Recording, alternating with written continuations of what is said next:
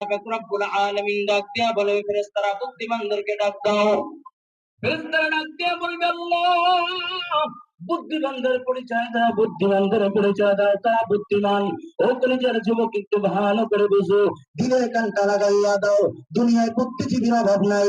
সারা জীবন ইসলামের বিরোধিতা কইরা বুদ্ধিজীবী লোক লাগাই আছে কি নাই?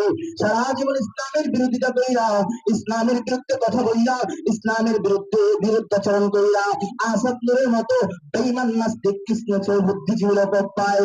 বলে এরকম শাহরিয়ার কবির ইসলামের বিরুদ্ধে কথা বইলা বুদ্ধিজীবী লোক পায়।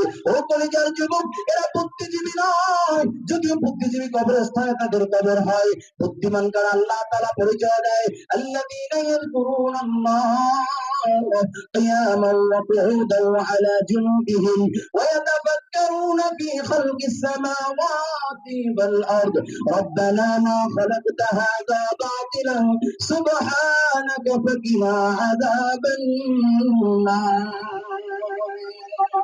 আল্লাহ পাক রব্বুল আলামিন বুদ্ধিমানদের পরিচয় দেয়।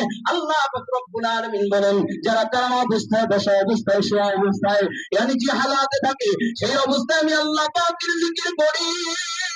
ও কলিজার যুবক, যারা সর্বহালাত আল্লাহ পাকের জিকির করবে, জিকির করতে করতে জিহ্বাটাকে তরুতে দাঁড়াবে।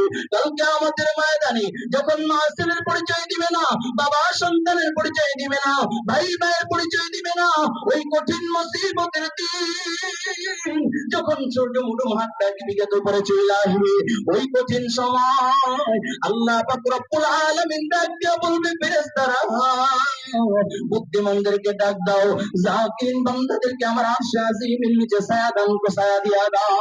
ও কলিজার যুবক, এই জন্য দেখবেন যারা জিকির করে তাদের চোখে সর্বসময় পানি, মুনাজাত উঠাইলে, হাত উঠাইলে তখন চোখে পানি, সিজদা দিয়ে যখন ডাক দেয়, সুবহান রাব্বিয়াল আ'লা, সুবহান রাব্বিয়াল আ'লা, তুমি তো সিজদায় যে এক সেকেন্ড দেরি করতে চাও না।